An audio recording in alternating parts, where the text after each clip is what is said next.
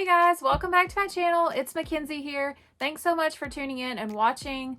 Today's video is going to be really unique and I'm not sure if it's going to get a lot of views, but I don't care because I really wanted to do it. And I know it's not Halloween, but I don't care because I'm probably going to wear it year round. I'm probably going to wear it out today. So today, me and Jack are going to be showing you guys how to make a lady choker necklace from Lady and the Tramp. So this was the final result and I'm pretty happy with it. I think it's so adorable. And I didn't make the full costume. I just wanted to focus primarily on the necklace part. So I wanted to make it because the movie came out this past week on disneyplus. I don't have disneyplus, so I haven't seen the movie yet, but I'm sure it's really great.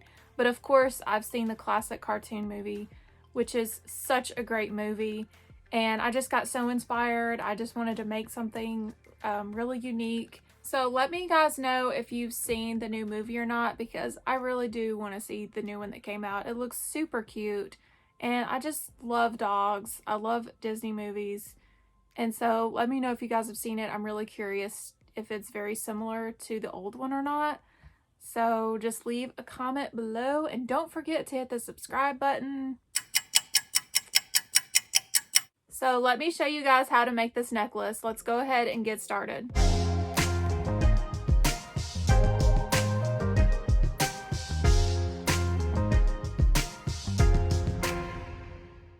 So for this necklace, you will need 3/4 of a yard of this gorgeous satin material that you can find at Joann.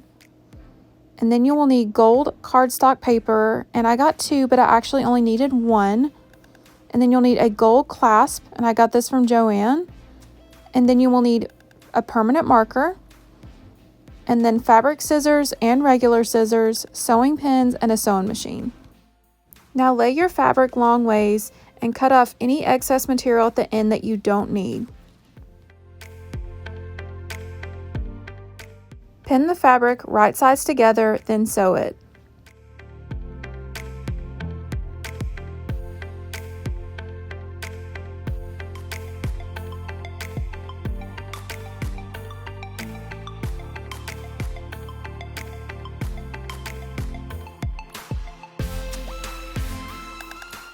Turn the fabric inside out.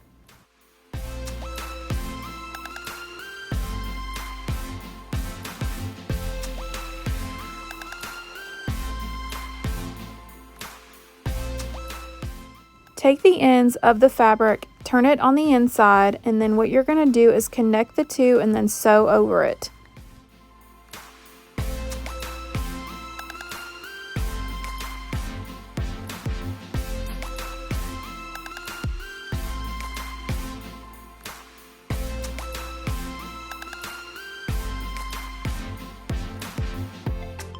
Now it's time to move on to the tag. So what I'm going to do is take my cardstock paper, turn it over, and draw a square on the back, and you can make it as big or small as you want. For this part, I actually did not use scissors. I used my rotary cutter and it worked a lot better, but you can use scissors if you wish. Take the piece you just cut out and put it on top of another piece of cardstock and just cut around it so that way it's the exact same shape. This was the trickiest part for me because I hate my handwriting, but what you're going to do is just go ahead and write lady. Now take both of your cardstock pieces and glue them together. You can use pretty much any glue you want that's meant for crafting.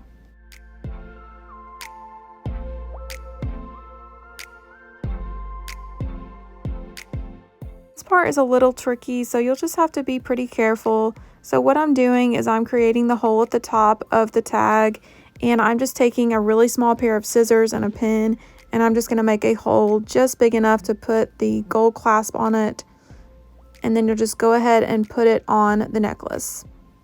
My tag ended up being a little bigger than I wanted, so I just cut it to the size that I desired, and so you can just change it if you would like. And you're all done with your necklace.